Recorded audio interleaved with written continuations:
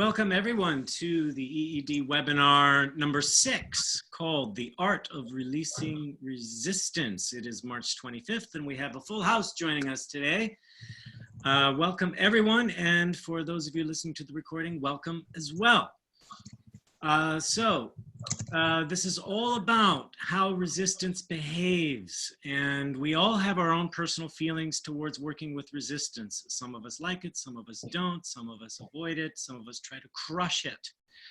So what we're going to look at here is how resistance is a natural part of the transformation cycle, and that in fact it can be highly effective for cultivating resilience in a person and releasing a lot of creativity and strength in the person if we work with it intelligently and effectively. And we have to be resilient ourselves when facing resistance. So I'm not saying it's easy, but it can be simple. So any initial questions from all of you out there around working with resistance, releasing resistance? What brought you here? I don't have to hear from everyone, but I'd love to hear a few thoughts on what you'd love to learn here. So my thoughts that I had in advance was that prior to really engaging in the conversation, I like to introspect myself and see whether I have resistance, and I have my own way of kind of releasing that, and I'm really interested in what you're showing here. Okay, great. Anyone else? Do y'all like meeting resistance, whether that's if you're coaching or leading or just on personal interactions?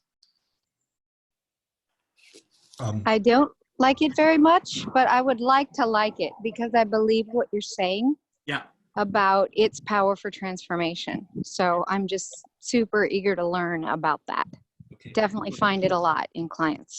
Great, yeah, because a lot of times we have the tendency to tone the resistance down before it's given a chance to really express itself, and we could be actually minimizing the depth of transformation we can achieve.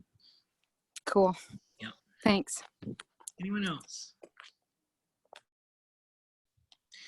If specific questions come up at all during the whole presentation, please stop me, interrupt me, and ask your questions, make comments, and also feel free to disagree with me. I don't mean that at all. Show me some resistance.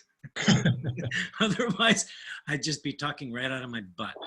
So be careful what you wish. Okay.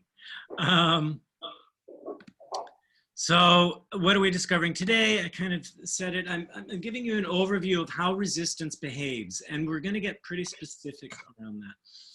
And that will encompass what are the main patterns of fear and reactivity, because really resistance is coming from our own fears and reactivity, and it can feel right.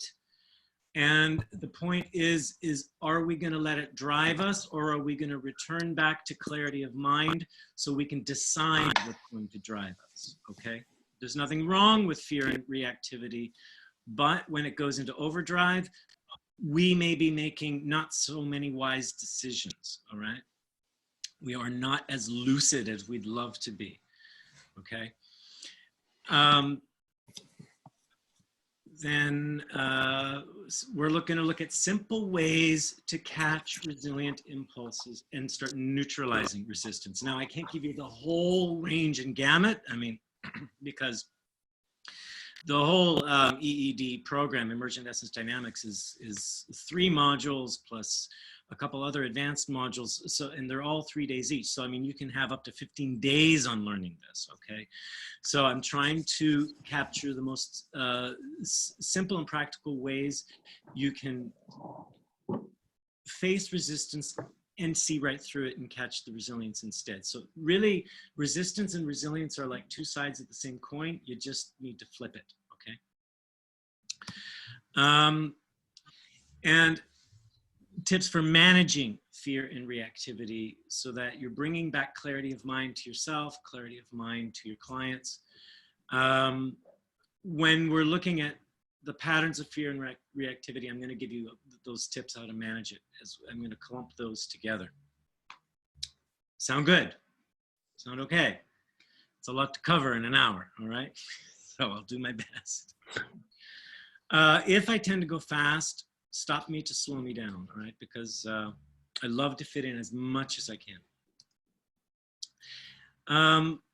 So I want to give this some context that many of you may be facilitators, coaches, maybe you're here for personal development, maybe you do healing. EED applies to all of that. And what it's fundamentally does is it's looking at everything in relationship. Everything happens in relationship. And all those relationships are following a unique pattern. Now, those patterns are going to involve resistance, fear, reactivity, creativity, resilience, all lumped together. And these patterns are driving not only the person, but also the issue that they're looking at. And so we're not trying to transform the person. We're not trying to transform the issue, making it better or worse or neutralized. What we're looking at is what is their relationship to themselves and to what's out there, and seeing, okay, by getting them to act and respond, we want them to act and behave as opposed to talk. We're going to see patterns of behavior. And when we can lock into those patterns, and then we can start shifting the patterns around. And so what we're really dealing with are those fundamental patterns driving human dynamics, whether that's for an individual, for relationships, or for groups. It applies to all of it because we're all functioning from these fundamental patterns. And in fact, the more I work with this, the more I find most of these patterns are generally the same. Okay, so today I'm going to show you some of the basic patterns that apply everywhere. And so, like I said, this applies to coaching, leadership, mediation, facilitation, healing, and your own personal interactions, all right? So how do we do this? Before we transform anything, we want to look at what's on the table, great, and then we want to get the person or the group or the relationship in a state of resilience before we adjust anything. Because if we start transforming things too soon, we may actually be aggravating fear and reactivity, and they're making decisions based on fear and reactivity. So they're not really transforming. They may actually be locking in those fundamental patterns even more firmly. What we really want to do is start loosening those patterns. And resilience is the key to get rid of rigidity and start bringing in fluidity. So we're focusing on the relationship dynamics a person has to themselves or to things out there or to their issue.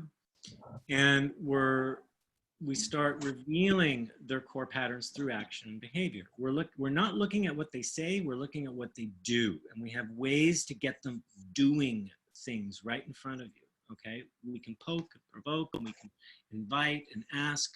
So you'll see later, it's like we get the client swinging around, bouncing off themselves, and that's what's going to reveal what's driving them. Once we see the dynamic, once we've got a baseline of resilience, we can now start shifting the patterns in a resilient space, and the client can reconstruct themselves through their own will and their own choice. It's not me that's doing it, it's really them, because they've now become illuminated with far more awareness and resilience. Now they can make true liberated choices. And when they've released and reconciled some of these patterns, multiple issues will transform, not just the initial issue they put on the table. Any questions or comments there on what I've put forward there? I guess I don't really understand the way that you're defining resilience, like finding their behaviors. Can you give me an example? Yeah, okay, so that's great. Let's define resilience. And in previous webinars, we do this as well, but I think it's good pretty much in every webinar to do this. Resilience is our basic life force. It's our basic core vitality. And that is innate in us. You could think of it as a divine life spark that we have within. It never goes out, it never goes away. However, we can lose touch with it, we can disconnect with it, it can get covered up. We can get too distracted, too busy, and then we start buying into fear and obstacles and crises and stress, and we start feeling overwhelmed, and we forget that we have this divine will to live. So when we're saying we're focusing on resilience, we're sparking that up. We're making that primary. What is the divine will to live in a person? When they're connecting to that, they become more fluid, more flexible, more adaptable, so that when they're resilient, they have the will to live, they have a connection to that core vitality, which makes them able to bounce back from anything. In physics, a resilient material will always return to its original form, no matter what you're doing to it, all right? You can crumple it up, it's going to return back to its original form. So what we're doing is people can do the same thing. When they're connected to their original source, they will always return to it, and that becomes a guiding factor, so that they're being guided internally, as opposed to seeking power and validation, etc., and control from outside of themselves in order to fill themselves up. Instead, they have the source within. So this is about accessing that source within, and that is what produces the resilience. Is that okay? Is it? So that it's asking questions and going to find that first. That's right. Yes. Okay. Yeah, I'm with you. And I'll give you some examples as we go along. And You've got 3 principal questions you can always ask at any time that will automatically stop the person in their tracks and drop them into resilience. Someone else was trying to come through? Yeah, I just said we are not all coaches or doing coaching at the moment. I think it's also, I would like to know also how, like Paul said, how you can spark it in yourself, or what can you do in a normal relationship and what can you do in normal situation. Yeah. I think especially in these times, we have a lot of people around us who are in absolute resistance or in fear or whatever. Yeah. So how can we benefit from the model in normal relationships or in relationship to ourselves, not just in the coaching situation? Yeah, I'm going to keep weaving that context through everything, all right? And so this is a process you can do with yourself. So you're faced with a circumstance. Oh my God, I have to stay home for the next 2 weeks and I don't know if I have work or not, okay? I mean, everybody's been going through that. So rather than getting all in a flurry and overwhelmed by what if, we can ask ourselves a basic question. All right, here's what I'm facing. And the first step is to recognize what's happening, okay? Next step is to accept what's happening, whether you like it or not. So basic acceptance is one of the first doorways into resilience. All that means is it is what it is, okay?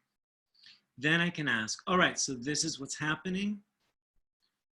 Right now, I can't change anything. And if I don't change anything, how am I still okay? And notice what you start connecting to. Notice what comes up. You might fight yourself, but there will be a moment where you drop into yourself and say, well, so I'm out of toilet paper. I'm serious and joking at the same time. But so I'm out of toilet paper, not allowed to go to the store.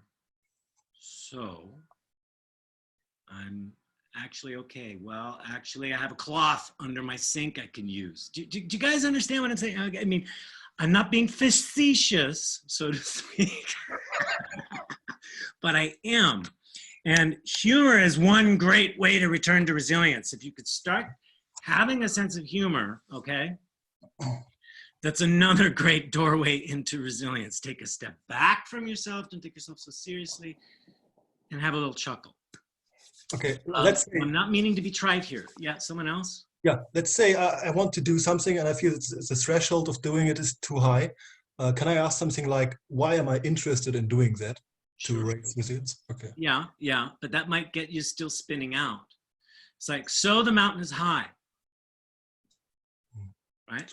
That's just basic recognition and acceptance. So this is way, way, way, way, way high. Few things. All right. What does it demand of me? Strengths. Right. What is it like to connect with that strength? Right, and notice the answer. How does that strength feed me right now? See, I'm not thinking, well, what if I don't have that strength? Or what do I have to do to get that strength? No, no, no, no, no. What you're looking at is what is innate in you now. Later, go into strategizing, how am I going to get up that mountain? Does that make sense? Ah.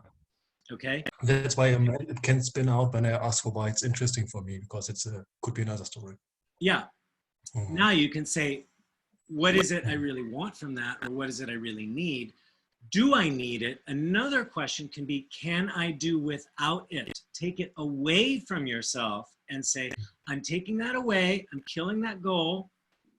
How am I still okay? Because what you're doing is you're neutralizing yourself from being attached from one side to another, okay? A way to get into a resilient state is to neutralize these polarizations. And that's what we're going to get into next year, is how polarity works, because that's the basic driver, which is going to drive us nuts, okay? So is when we get caught in polarities. Before I move on, was there any other questions? Just on right here. Well, we good for now. Okay. So I'm already giving you some tips. Now, let's look at what is the nature of resistance. So as I said before, resistance is a natural part of the process. So when we're resisting something, it's like we're going against. We're pushing back, fighting, or we're going against the flow. What is that going to do? It's going to create friction, okay?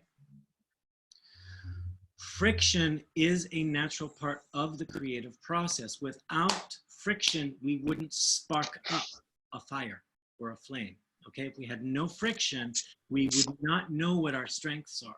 We always need something pushing on us so we can push back and test our levels of strength. So if you look at resistance as that way, it's a way for us to test our strengths, use our strengths. Otherwise, we would have no opportunity to use our strengths, gifts, or talents. All right? So that's one way to see it as a natural part of the process of transformation and growth. Now, where does resistance come from? It comes from emptiness and non-acceptance. Non-acceptance of the situation is going to make me resist or try to change it or try to modify it or run away, all right? When I am accepting the situation, meaning it is what it is, I'm dropping now more into a fluid state of resilience.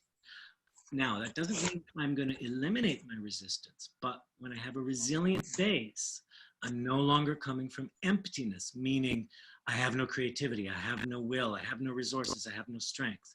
No, resilience is coming from a natural source of fullness, limitlessness. Now I can return to the resistance and say, all right, in a resilient state, I still want to push back on this, okay? Because I can. It's not because I have to, it's because I can. Does that make sense? That fine distinction.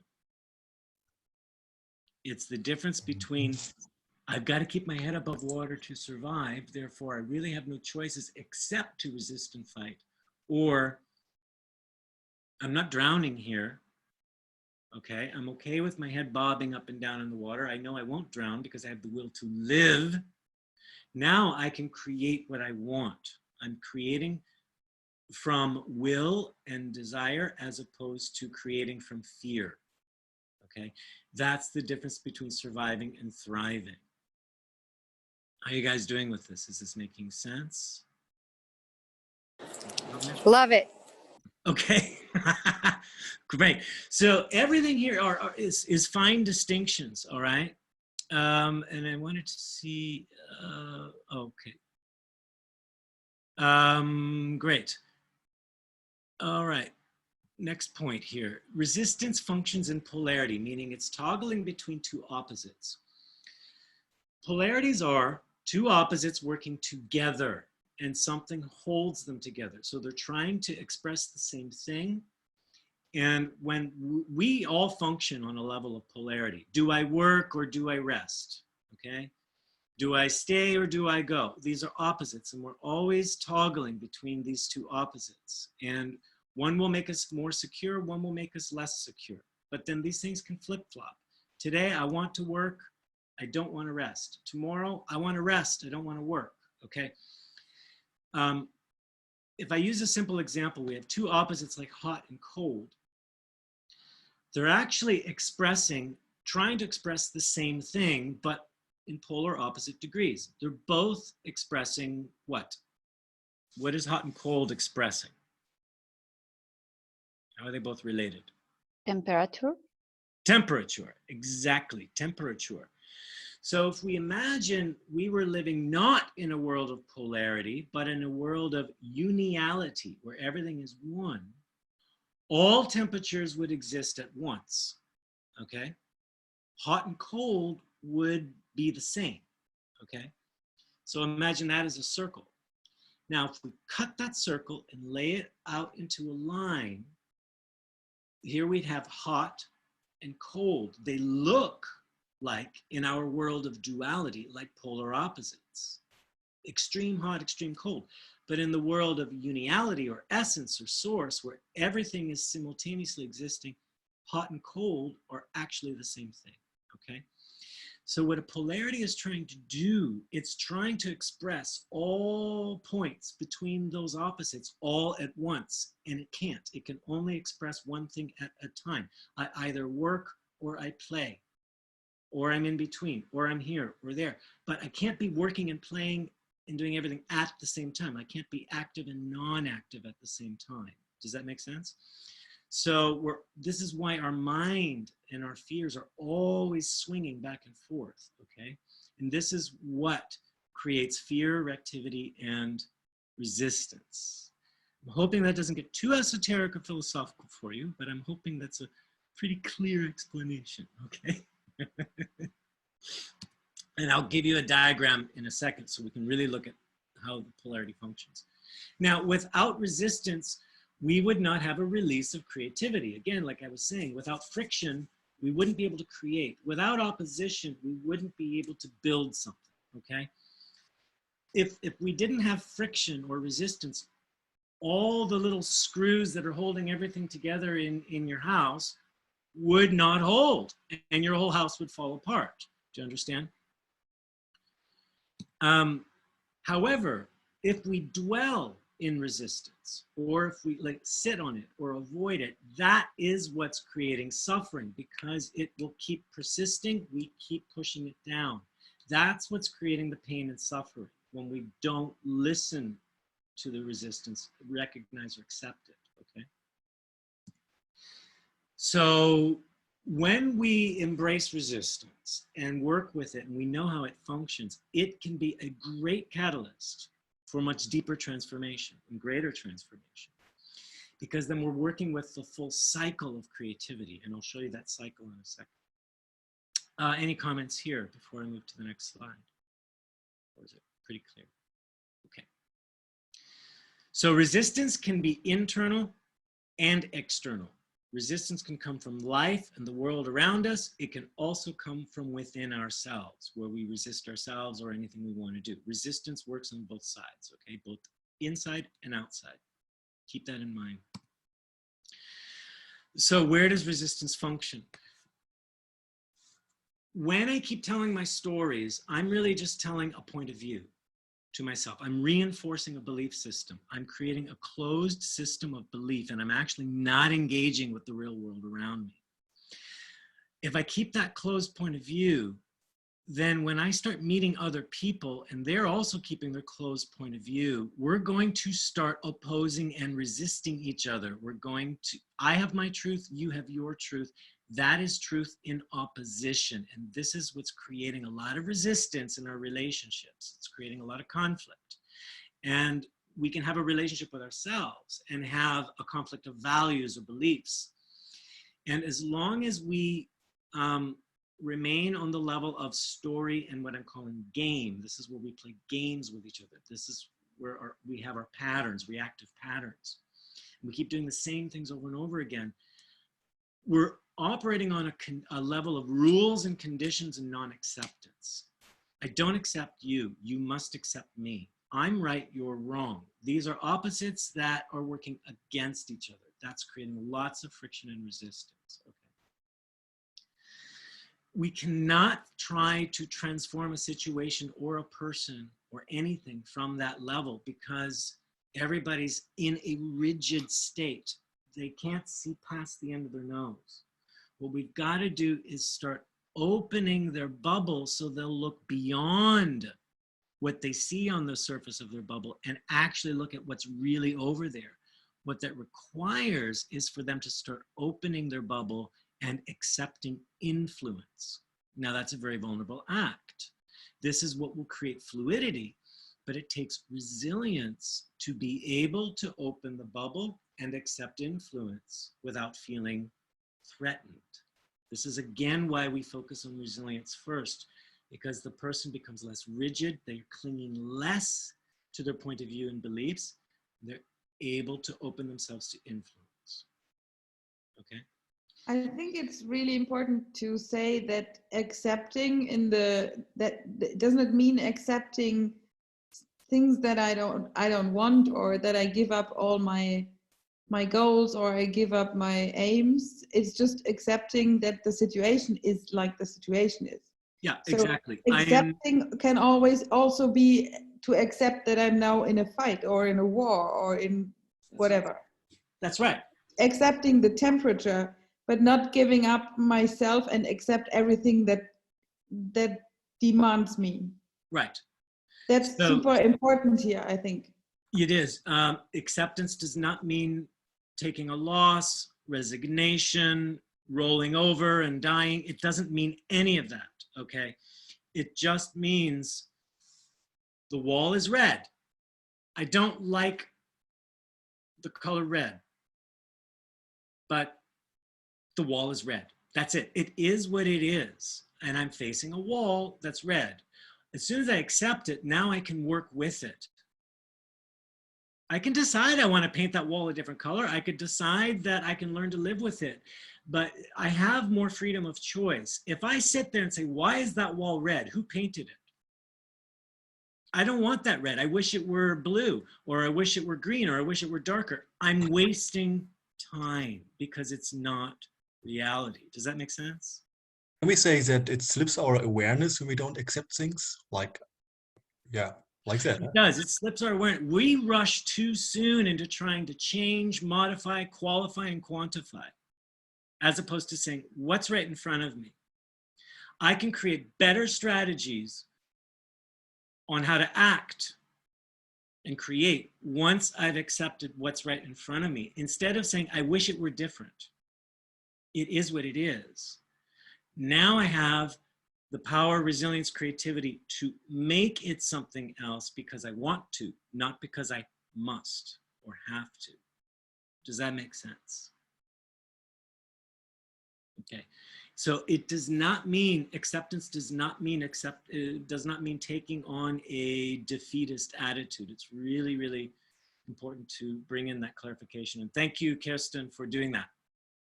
Okay, because again, everything is so subtle here. When we start entering this dream mode, opposites suddenly become complementary, where hot and cold are working together to create a larger experience. As opposed to it has to be hot or cold, it's now hot and cold are bringing about a whole range of temperatures. This means the power of the ego is taking more and more of a back seat because we're allowing ourselves to be influenced. We're still in positions of polarity or hot and cold, but we can flow. I can be hot, I can be cold, I can be black, I can be white. I'm not rigid and stuck on one side or the other. when we drop to this deepest level, source, this is where there's no such thing as positions anymore. We're moving in this level of all truth, all potential. Everything is unified. So this is where paradoxes can be reconciled. Where I'm no longer one opposite or the other. I'm actually the whole space in between. And that when you can create that state in relationship, there is a feeling of unity between people. There's a universal unity in humanity between people. We don't necessarily live at that level, but we can access that level. At that level of source, again, that's the source of our resilience and autonomy, vitality, and willpower. We can reconstruct all our patterns because we're now accessing our all potential. Then we can start selecting from the all potential, what can we express in a more pure fashion? Up into dream, bring that back into game, and that is what's going to transform my story. So the whole process here that we do with EED is we move from story into game, drop into dream, drop into source, and then move back up. And that is the process of transformation. Moving from rigidity into fluidity, and then gelling it back together. So a simple example is, look at your iPhone and you have your apps.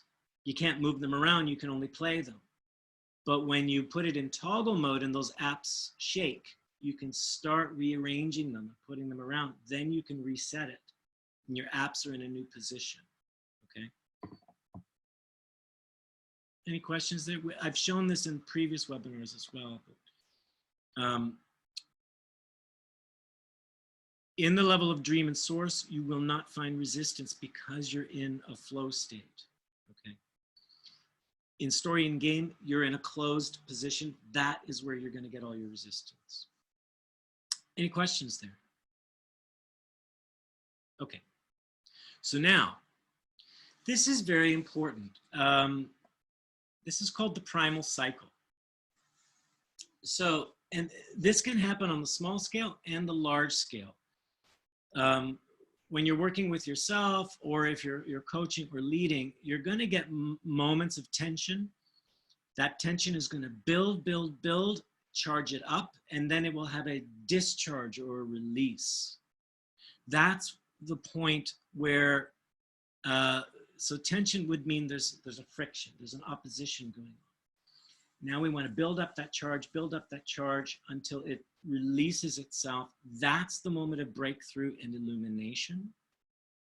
Then it's going to relax into a very receptive state so it can integrate and anchor itself. And then there will be a new tension introduced.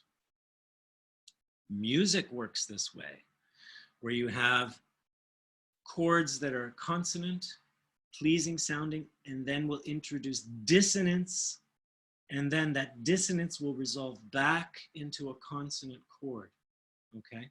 And music, it's like an ebb and a flow. And so all of our cycles of transformation are based upon tension, creating tension and then release, and creating tension and release. And when we work through it fully, and we safely charge up the tension and then bring it to a discharge and relax and anchor, we're actually building resilience every time we cycle through, okay? And this is a way we work with conflict. And this is a way we work with any kind of transformation, whether that's inner conflict or external conflict. Are there any questions there on the primal cycle, or what does it illuminate for you, or any comments, questions here?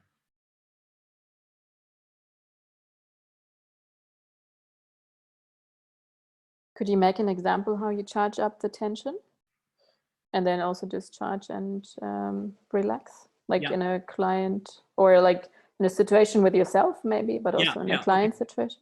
Okay, so I'll give you an example. Let's say if I'm coaching somebody, or it's a friend that comes to talk to me, okay? I'm gonna put this in real world context too. It's like, oh, I really, I'm not happy with my day at work, and I got this colleague I got a problem with, and I just really want to fight that person, but I really need to be a good person, and I think I should be nicer. but I'm just so upset. Okay, now, if I don't follow this cycle, I'm going to say, whoo, just breathe, whoo, calm, center, let it go, let it go, let it go. What I'm not doing is that I'm not recognizing and accepting that there is a tension in the person. They're upset. They are not liking the person. They're having a problem, okay? If I'm trying to rush them to move backwards into relaxation, it's not going to work because the tension's going to come back. So they could say, yes, I'll think of my value of water and flow, where I'm like an angel and I feel peace and I'm breathing deeply. Oh, I feel so much better now. Okay. So now what's your real topic? Well, actually, I'm still not feeling so good about going back to work tomorrow because I actually had words with that colleague and now I'm feeling a little bit bad that I insulted them. Oops, the tension is back. Okay, so I'm making this up as an example, but so what I'm saying, well, then let's build the tension. Okay, so you don't like that person. They're giving you problems. Let's get a little more specific and concrete. What are they doing? What's upsetting you here? I don't want to go too far into that. I just want to get them to be invested in what they're talking about. Well, they keep undercutting me in meetings. Okay. Yeah, go ahead, Paul. Could we ask Judy to mute herself? Yeah, if anyone has background noise, if you can mute. So I don't think I do, but I will mute again. I came home. Yeah, okay. You're upset. What's it like to be upset with? What are you upset with? Okay, I don't want to hear too much of the story on it. I just want them to lock onto what's upsetting because it's going to build the charge. Then I want to put their focus on what's the energy of the upset. Let's build that in. What I'm not going to engage with is the story. What did they say and why did they say that? And why'd you say this back to them? No, I want to go with what is the tension and the resistance happening. And I want them to also, I want to guide them to accept that what they're feeling is okay. They will move through it faster. They will come faster into a discharge, okay? So, all right, so you're upset. What's it like? What do you feel? Let's focus on the pure energy. Well, I feel hot, my heart's racing, and I'm clenching my fist, and I'm turning red. All right, focus on that fist. Let's just shake that fist. That's what it wants to do. Keep doing it. Let that build. What are you feeling within yourself now? Well, I'm actually feeling like I'm powering up. I'm powering up like I could explode. Well, what do you want to do? I want to punch the pillow. Boom, boom, boom, boom, boom. Punch the pillow. Now you've got a discharge. All right. What's happening now? Feeling a little bit relief. What's it like to feel the relief? What is that giving you? What is that nurturing in you now? Now they're going to relax. Now, let's anchor the relief, the calm, the fresh air, the strength that you possess. What's it like to know you possess that strength? What do you enjoy in it? We don't have to use it, just what do you enjoy in it? And that's a way to work through the full cycle. Is that an okay example? Is that making sense? Yes, it was a very nice example. Thanks. Okay. So you don't build tension and build up the charge through the story. You build it through the energy, I think is what the big distinction I want to make here. Okay. Okay. Could I ask another question? Yeah. So if they don't want to hit a pillow, but what they want to do is go yell at their coworker, do you go ahead and allow them, what do you want to say to them, and let them say it and feel the empowerment of expressing it? Or like, where does the release come from if they don't want to hit a pillow? It comes right now in the session with you.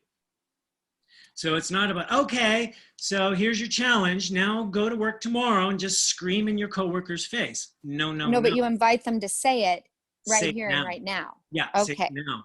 Yeah. While the charge is building, have them discharge it right in front of you. That makes sense. Thank you. Okay.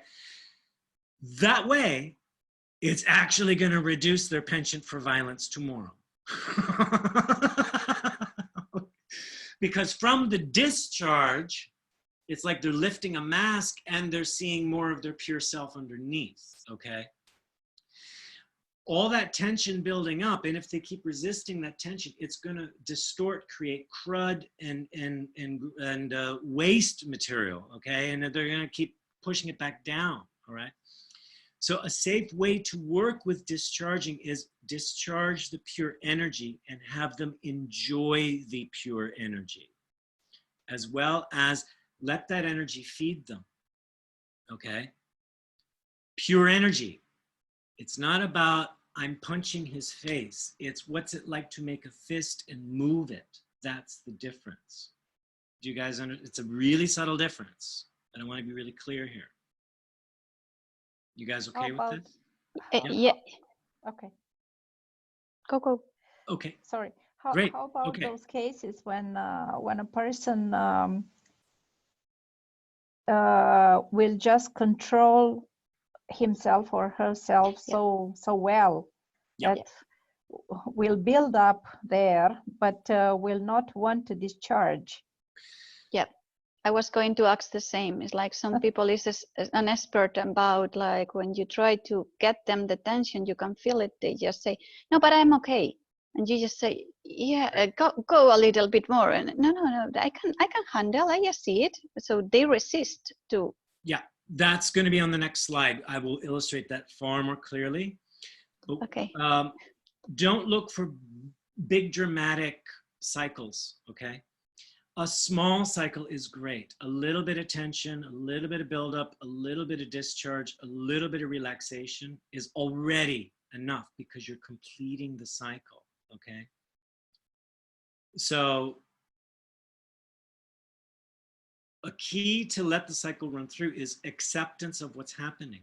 That means you're accepting it and they're accepting it too. Oh, I'm not sad, or oh, I'm not angry. So I can simply articulate, yeah, but I see, you know, your eyes are watering, or I see that you have a clenched jaw. What's happening there? Just bring awareness to the simple things. Don't say, hey, you know, you should just be really sad right now. It's your right. And I give you full permission. No. Work with what's happening, right? Just articulate the little things that are going, bring their awareness to it, see how it affects them. Rather than trying to amplify or aggrandize the experience they're having, just simply sharpen their focus and awareness. With acceptance and fascination, it becomes simpler. And don't look for big dramatic things. Does that help? Yeah. Okay. Okay, so we're going to look at polarity. Now, when we are not connected to our own, say, divine life force or source or whatever you want to call it, our sense of permanence, timelessness, all right, our essence, when we feel disconnected from that, and this is what basically our personality or ego feels, it's trying to imitate essence. So it feels a foundation of emptiness or disconnect. So it feels it needs to control everything within itself and around it, and it's seeking to fill itself up so it can be just like essence, all right? So our personalities are hardwired to imitate essence. So what they're constantly doing is they're constantly seeking fullness. Our personalities are constantly seeking fulfillment, and that fulfillment is driven by emptiness. So it's like a one-way street. I have here X and Y. So emptiness could represent being alone, and fullness or safety could represent being in a group of people and belonging. All right, so this is one driver, is I will not be alone. So it's horrible right now that I'm under quarantine and confined. I can't be alone. I got to find ways to connect because I can't be with myself. If I go into that emptiness, it feels like I will die, like I will cease to exist. That's how it feels for the personality, okay? Essence, though, can embrace all sides of the polarity. it's fine and resilient being alone. It's fine and resilient being in groups. Okay. So here's how resistance will behave. When life is going our way, we're going to flee whatever that emptiness is in search of fulfillment. Those are two behaviors of resistance. Now, you might say, how is that resistant? Well, it's resisting the emptiness by avoiding or running away, and it escapes in search of something else, okay? So I have a value of belonging and sharing and connecting. Well, maybe that value is actually running away from the fact that I can't stand being alone. Does that make sense? So that could be a false value, all right? I'm resisting being alone, therefore I've created this value around belonging and connecting, okay?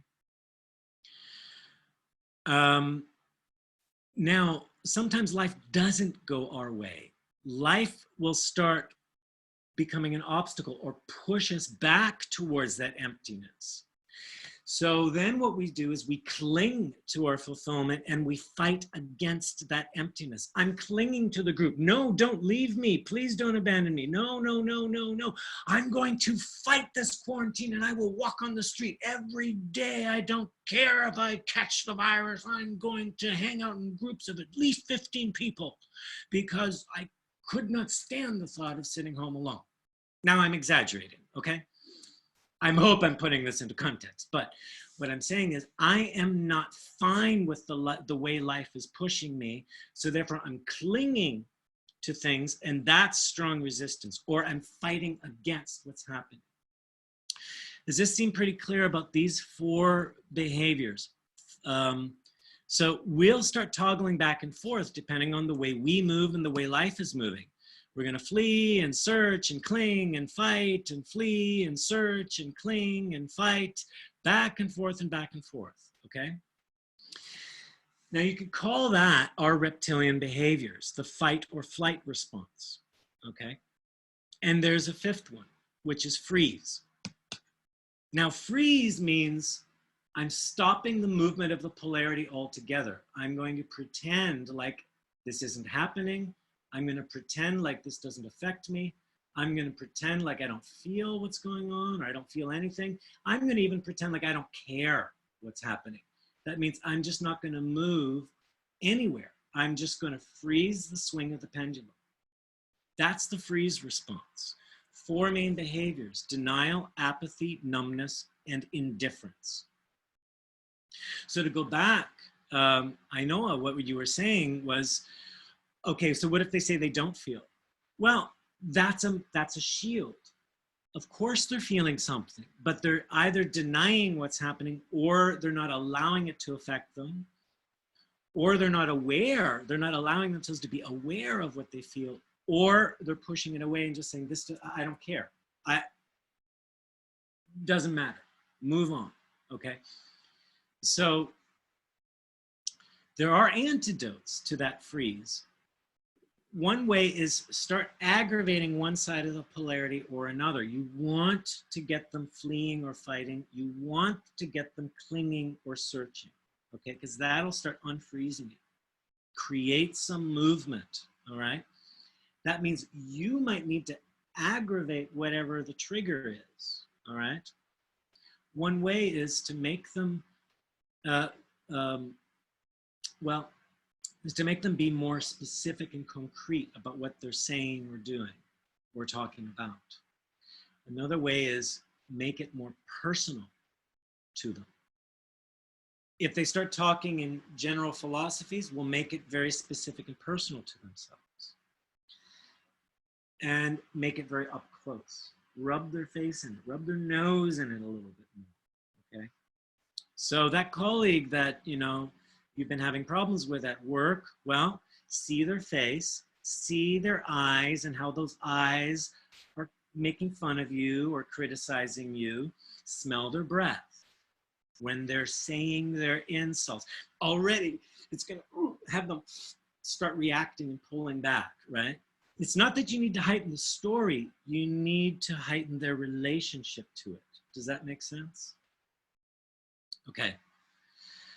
There is another one, and I don't have it printed on the slide, but ambiguity is, in a way, might look like another way of freezing, meaning they talk in generic terms, or they're really not making any choices. It's this, maybe that, maybe that. They're ambiguous. They're not making a clear choice.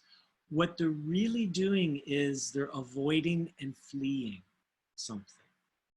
And what they're really avoiding and fleeing is making something specific and concrete.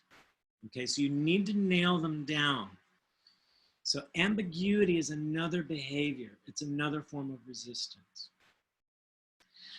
Any questions or comments from what you're seeing here?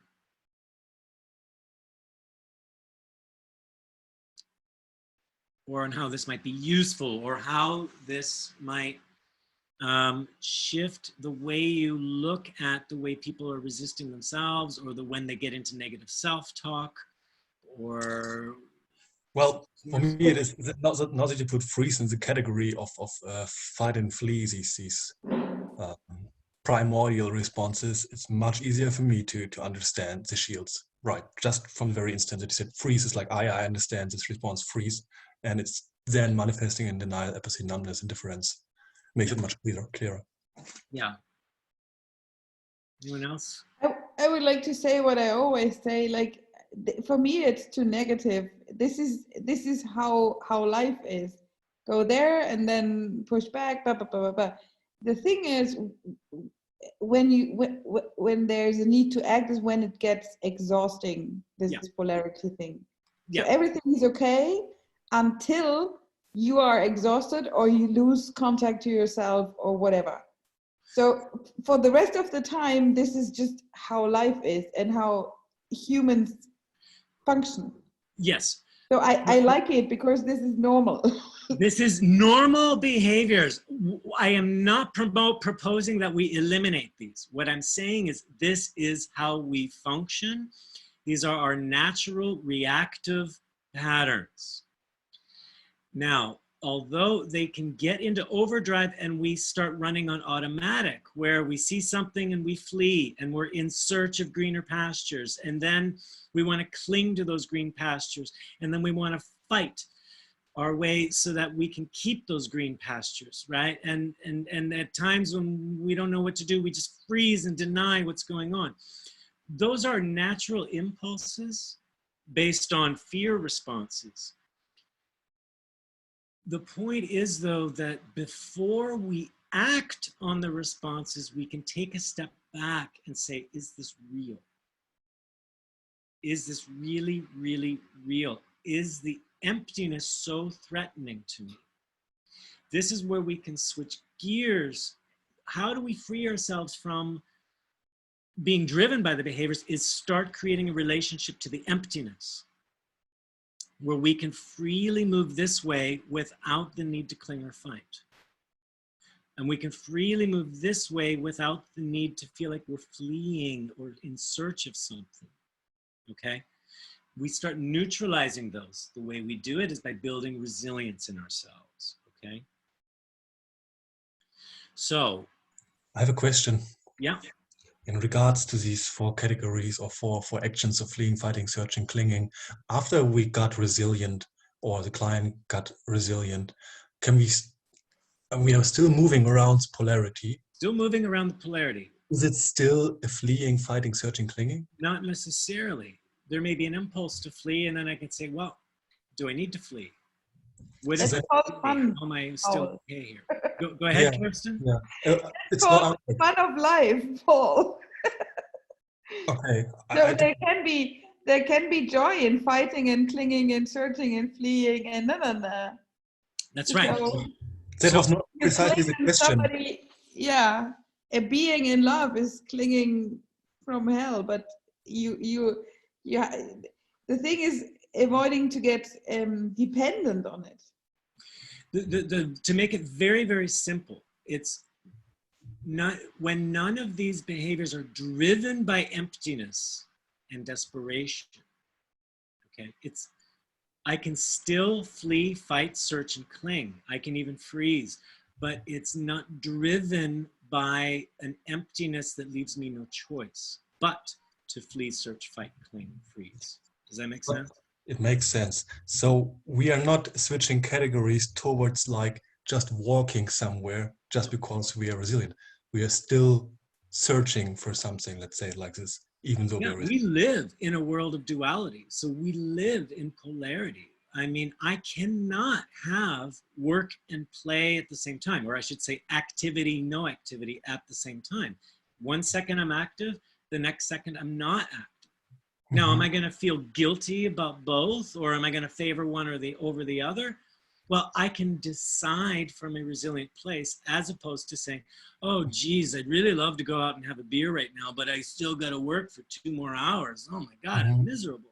Do you understand? Okay. I understand. So to include Kerstin's example, it's like when I love a woman and I want to fight for her love, and I'm resilient, I'm still fighting for her love, like to get it, like get now, attention here's or the something. difference. When you are resilient, you can fight for her love, but there is a part of you that is also okay if the love is not returned. If that is not an option for you, then you are driven to fight and fight and fight. And there's no, it's a one-track mind. Do you understand? When you are okay with, all right, I'm fighting for her. If she rejects me, refuses me, well, I will live on.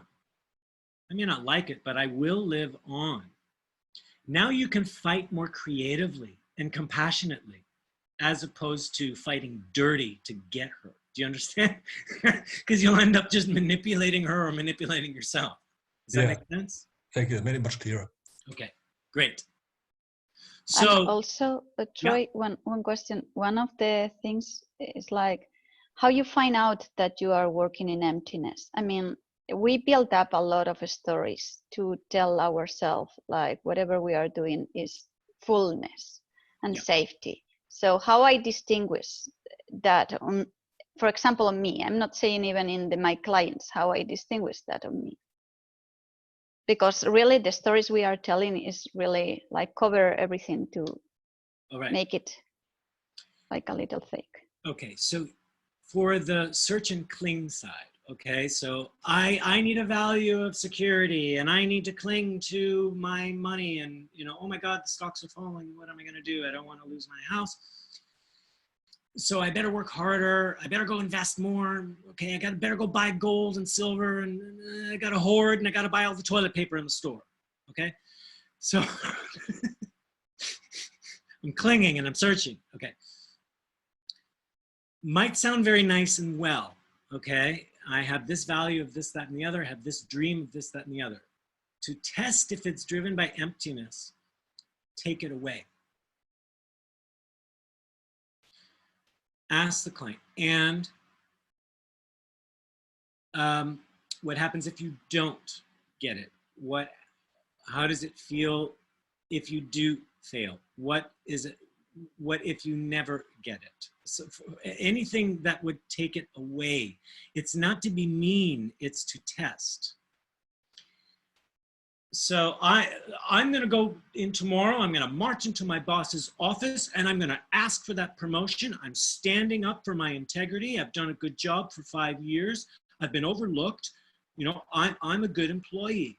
I deserve this. So I can say, of course you deserve it. You're well-rounded, you're intelligent, you're confident, you're creative, blah, blah, blah, blah.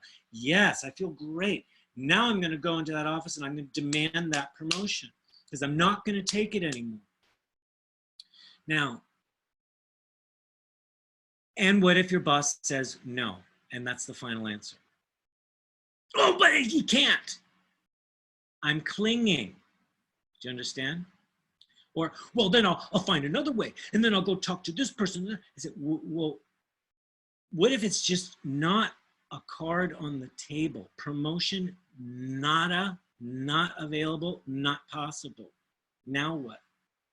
See, the person is not really asking for a promotion if they're unwilling to accept the word no. Now they're manipulating their way into getting the promotion. Does that make sense? So They're coming from resilience when they're saying, I will fight like hell to get that promotion, and I will give as convincing an argument as I can give. And I have my eye on that prize, and I intend that I will get it. But they also are prepared for the word no, and they can become creative around it. It's such a subtle difference, but do you guys understand what this is? Okay. Now, by the way, we're at the top of the hour. That is 60 minutes. I can go longer, so if anyone wishes to stay longer, I will go longer, so I get through the material here, okay? I'm in. Okay, excellent. But if you must leave, don't feel bad, just click off, and you will receive a recording, okay? And so then you can catch up on what you missed, okay? Thank you, that's awesome. Yeah, my pleasure. Okay, so nobody's at choice if they're unwilling to explore all the options, all the outcomes. If they're being selective with their outcome, they're not really at choice. So there's a fine distinction between having an intention and following through with the intention, or trying to force the intention, okay? Does that make sense? It relates to acceptance and non-acceptance. Yeah. Because when we are not accepting the situation, we want everything to be in our way, like a narcissistic mind would think. When we're accepting, we are like, I want my promotion, but if I have to accept it, I might not get it. I will find other ways for whatever fulfillment, whatever can fulfill me. That's it. Right. When I'm resilient, you will never see options, right? Say it again, Kirsten. You will never see options because there is so much in between yes and no. Yeah.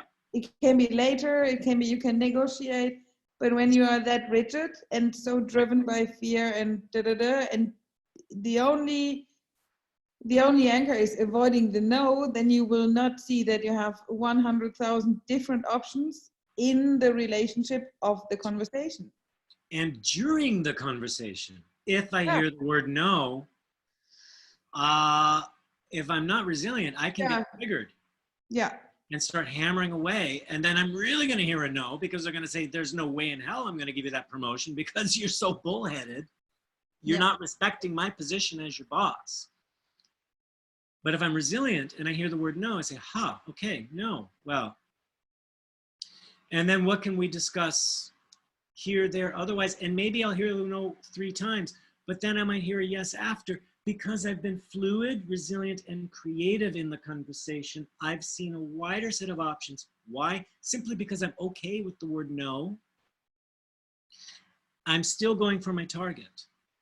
I would go one further. When you are that resilient that you can see this game in the other person, you see what he's in between. Like, I have to save all the money, I have my own goals, but I would like to promote you. But I can't, so I So you can then work with his polarity, his or her polarity. That's where you have the influence. And that's when you see the game running in the other person. Awesome, yes. And that's what brings in your flexibility and adaptability. And you have far greater creativity. Yeah. Okay. So the no of the other person is also a resistance to your demand. So could be. Turn it around. Mm-hmm. Work with the resistance. Oh, I get your no. Yeah. What's like to? And that's not lip service. That is truly, genuinely felt. I get the no. Okay? Yeah. Be careful with that you're not lying to yourself. Yeah, you don't have to say I accept it, but I hear. So I understand you know. Internally, there's a recognition and an acceptance, right? And then there's a fascination with the no. Okay. I'm super fascinated that you don't like me. Yeah. Okay, I'll move forward. So when we get into the fight, flight, freeze mode, okay, flee, fight, and freeze. Here's 3 basic questions we can ask ourselves or the other person, and you can do any variations of these. This is when we start getting into panic, okay? And this can stop us in our tracks. It can neutralize that polarity so we drop into a resilient state. Despite what is happening, how am I still okay? In that question, there is a built-in recognition and acceptance of what is happening, and there's a recognition and acceptance of myself. And it's not steering towards how can I fix this or how is this a disaster. This is pointing to my basic vitality and will. How am I still okay? My well-being. So despite what is happening right now, how am I still okay? Your friend could be complaining and saying, this is wrong, and that's wrong, and that's wrong, and that's wrong, and everything's going wrong. And I could say, okay, I get it. How are you still okay right now? Right? And there will be it might only be a flash, but there'll be this moment of stun or surprise or, oh, and they may drop momentarily into a place of calm or peace, or just the storm stops spinning for a second. And then you can capture that and say, what is that like to know that you're actually still okay? And you can start feeding it. Okay? We're not changing the circumstances yet, but what's it like to know you're okay in the circumstances? You're not dead yet. Okay? It's another variation of it. So you're not dead yet. Okay? And that goes to the next one. So whatever is disturbing you or bothering you or whatever's going wrong here, what enables you to live through it? Another one is, how are you still alive here? Or what's keeping you alive? That's even good when somebody goes into a story in the past, like, oh my God, last year I was going through this horrible thing and everything was going wrong and I thought I was gonna lose everything. Well, what enabled you to stay afloat? What was it in you that enabled you to get through it? That again is appealing to the natural resilience of a person. All right. Instead of focusing on the tragedy and the crisis and the stress, all right, tragedy, crisis, stress, it's all happening here. What enables you to get through it? The sky is falling, cars are crashing, and I'm seeing people die all around me. And what enabled you to go and save that person instead of running away in fear and getting crushed yourself? Right? Again, that is resilience. Now, I'm using extreme examples because normally we don't access our resilience until things get really, really, really, really bad and we're pushed into a corner. And suddenly when we feel we have no resources left, that resilience kicks in and suddenly we find this superpower strength or superpower creativity. I'm saying we can access this every day. Okay. Third question, and this you can ask yourself at any point in the day, what is something nobody can ever take away from me? That's something untouchable or intangible. And it doesn't have to be big. It could be my ability to laugh, my ability to crack a joke, my ability to hear music in my head. It doesn't matter. It's a talent, a gift, a special thing, anything that's so personal that I cannot reach in and take it from you. I can take your hair, your money, your apartment, your clothes. I can even cut off your ear, but I can't take away your ability to smile. I can even freeze your mouth, but you'll still be smiling on the inside. Do you guys understand what I mean? It's not tangible for others. Does that make sense? And go real simple. Don't think it has to be big and dramatic. Whatever sparks up from any of those questions, capture the pure energy and just connect to the pure energy of it, not the stories around it, just the pure energy, and just simply take a moment to enjoy that energy. Yeah, I can crack a joke even at the worst times. That's kind of funny. So, and what's it like to laugh? What's it like to simply enjoy that energy of the laughter? Okay. Link that energy back to your own well-being. How does that feed me? What does it give back to me? What does it nurture in me? That little bit of laughter, what does it give to me? And it'll start amplifying. Then what you can start to say, well, what's that quality? What's that strength in me here? And you can anchor that into a body center, like where the source of it is. Oh yeah, laughter deep in my belly. Or it could be the smile, it's on the right side of my mouth. And what's the sensation that goes along with it? Maybe it's a warm, fuzzy feeling. Maybe it's cool water. Maybe it's electricity. Maybe it's something else. Give it a physical sensation. And that's what has you anchor to it. And when you keep feeding it, just paying attention to the pure energy and what it gives you, and let it grow on its own, just through simple enjoyment. You don't make it into something. It's just simple enjoyment. You can start to circulate that throughout your system, and that will activate resilience through you. Questions or comments there? Does that sound okay? Pretty clear? It's pretty cool. I think I mean, you can make a seminar or something just with these questions and let everyone write their answers and talk about it. It's like, wow. Well, I've got lots of webinars scheduled up. I got to think of a lot of things to do. So what I might do is, take a portion of what we do and break it down into a lot more detail. Yeah, and this would be a good one. Resilience and well-being. I like the anchoring in the body thing, because now where we are all calmly sitting in front of the computer and nothing happens, it's so easy to ask yourself these questions. Ask yourself these questions in heavy times. Then you have a thing to reconnect. Mm-hmm. So it has to be anchored so intensely mm-hmm. that you can access it in times where things go worse. Right. It's a good idea to, when you are in a place where, okay, not much is going on, do this exercise with you. Go through these questions and begin that anchoring. And then, yes, when times start getting stressful, tough, or challenging, you can bring this right out of your pocket. Ask yourself that question. Or, once you've anchored a quality to a body center with a sensation, give it a name. It's like a activation button you can push. Oh yeah, that thing. The key is to be simple and to enjoy.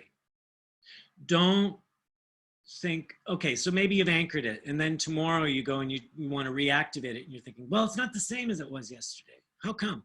Doesn't matter. Whatever shows up, and enjoy that. It will shift, change, morph day by day. So when you just purely connect and enjoy what is there with recognition and acceptance, you don't have to put big expectations that it has to be intense every time. It'll build and amplify its intensity the more you let it be simple and enjoyable. Does that help? Okay. You can start circulating it through your body. You can find that's, I'm pointing with my finger, you can't see that. You can anchor that center in your body wherever that is, doesn't matter. From head to toe, wherever that center is, that's the center with that special quality and that sensation. And then you can start moving it up to the head, back to center. You can move it down to the feet, back to center. And you can even extend it so it goes out your head to the sky and then comes back in and back to center. You can move it on down through your feet into the earth, and then it'll naturally come back in.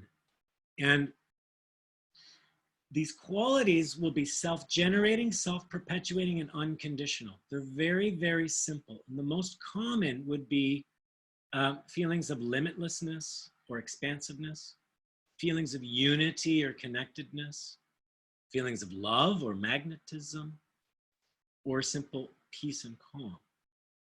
Okay. Those are 4 basic essential qualities: limitlessness, unity, love, and peace. And there's variations of those, okay? So my ability to smile, if I just keep focusing on the energy and the well-being and what it nurtures in me and just get into the pure energy, I might find actually it's like I have unlimited creativity within me. So now I'm hitting limitlessness. So then I can start circulating that around. And you can give that energy up into your head, out into the sky, and then notice what you receive back into yourself, into the center. This is great. Let go of your stress, worries, and fears into the earth, and then take in from the earth its vitality and nutrients back into center. And then give what's left over out to the sky and receive inspirations. So this is a circulation loop to balance your system and to make it more resilient, autonomous, and it promotes your well-being.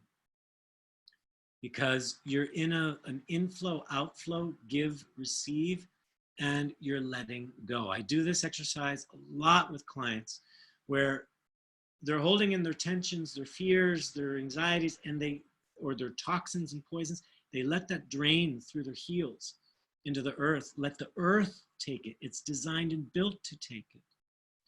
And then what are they receiving back from the earth and taking in?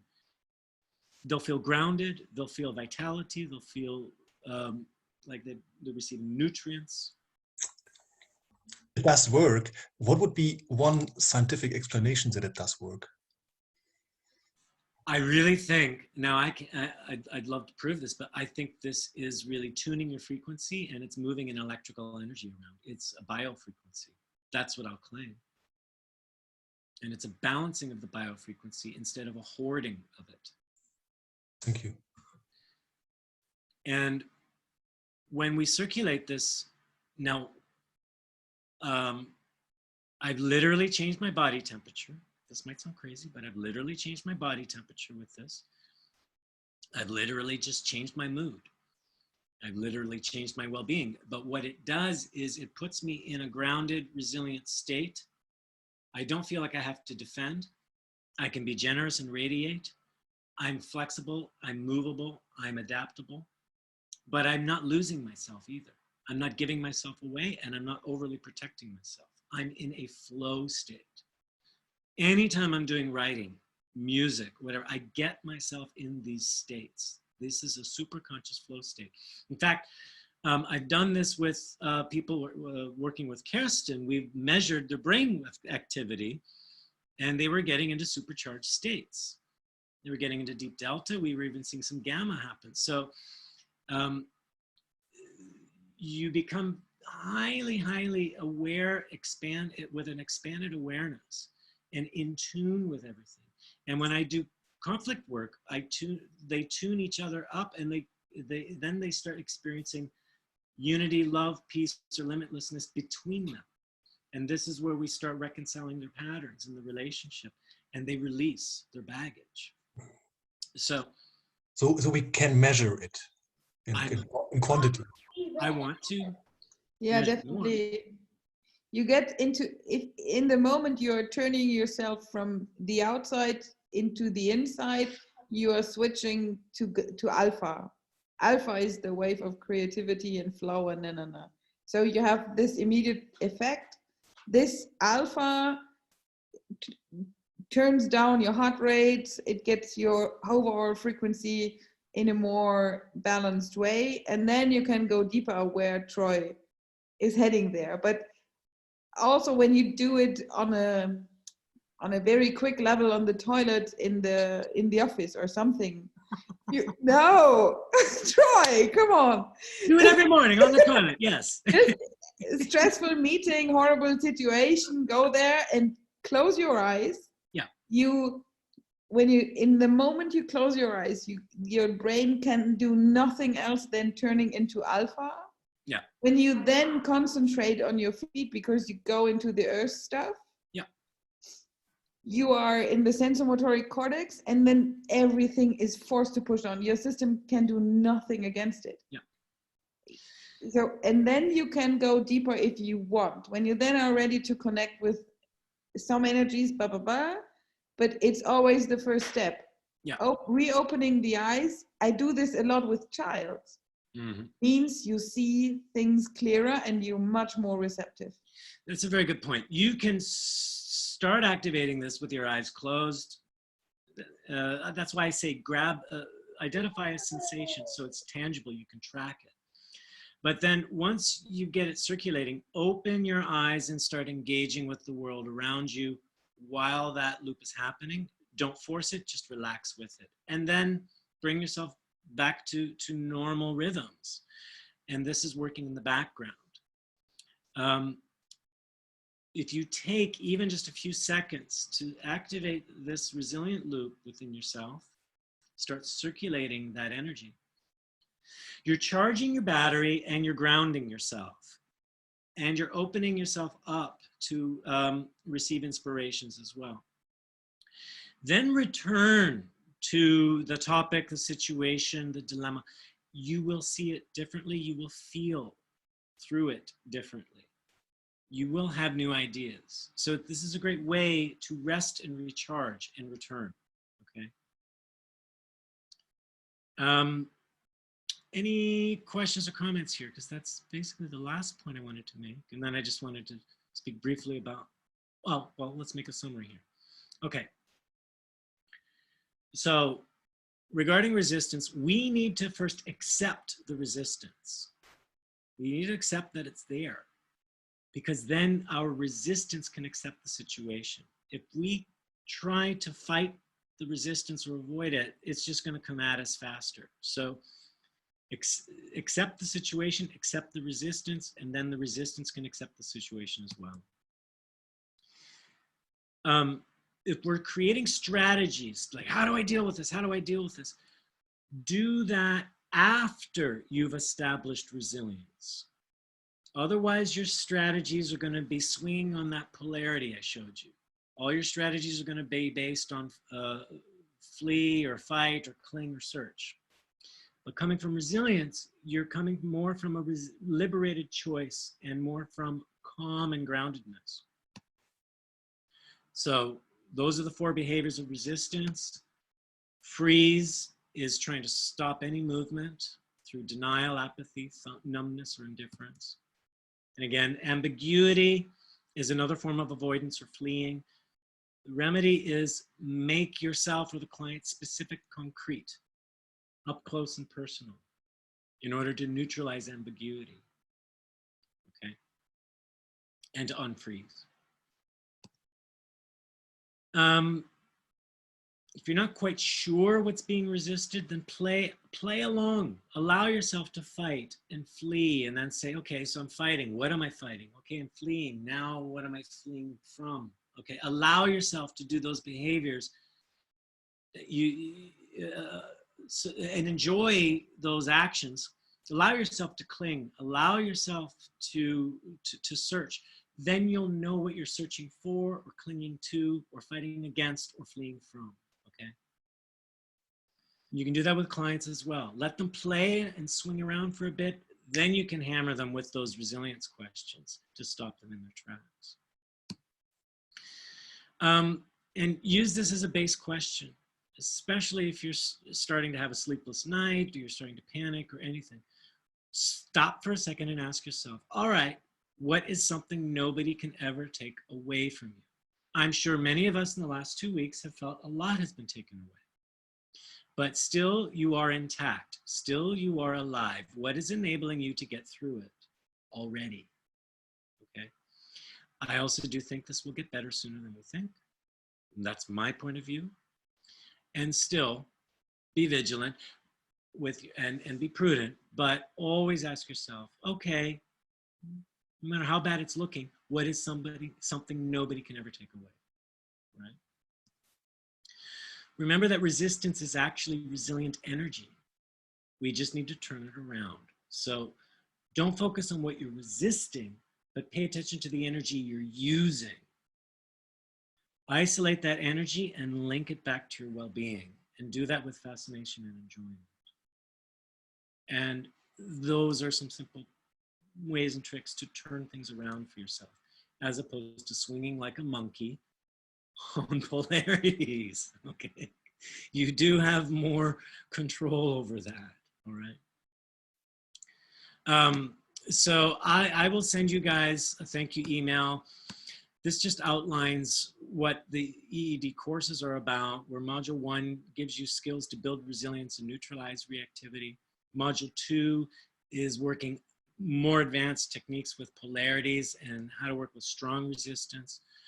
Our module 3 is how to reconcile polarity with essence and then open up those superconscious states.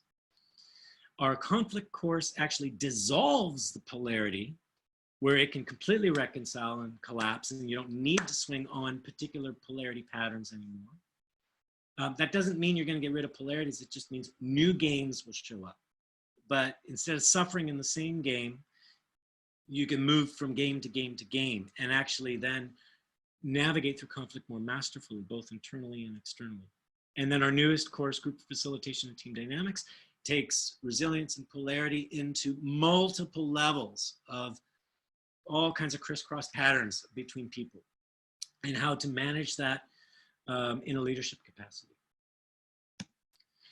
Our next webinar next week, April 1st, is about masks, boundaries, and sacred space. And so this is really about managing our various relationships, how to bring in more intimacy, how to set boundaries, and how to freely change masks and roles in our life without feeling inauthentic.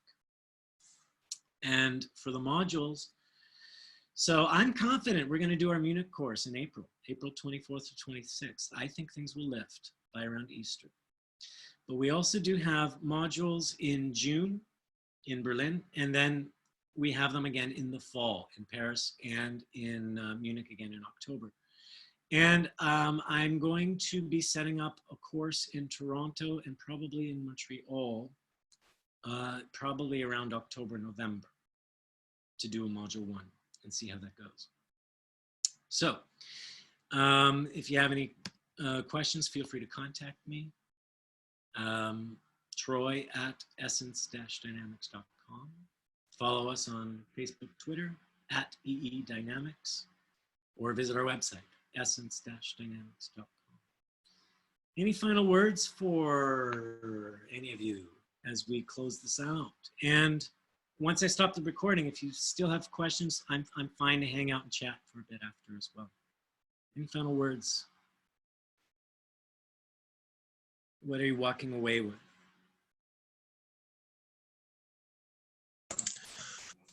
So for me, the main takeaway is we need something to push onto for the friction so that we create resistance.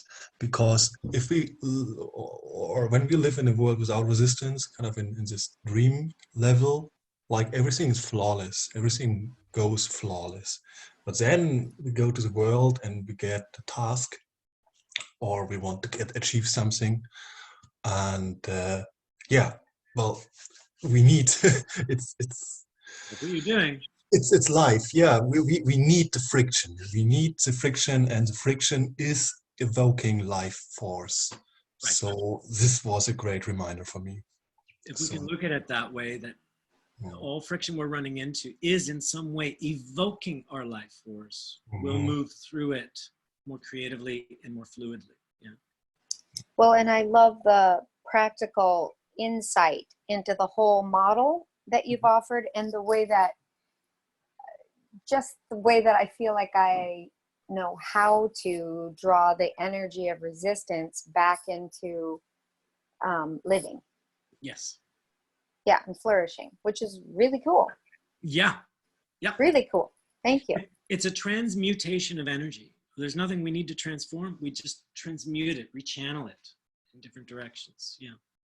Awesome. Beautiful. Great. I'm going to stop the recording, so I'm going to say thank you to everyone for being here. And again, if you wish to hang out more, if we have more questions, I'm here. So thank you everyone for participating and for listening. And we'll see you next time.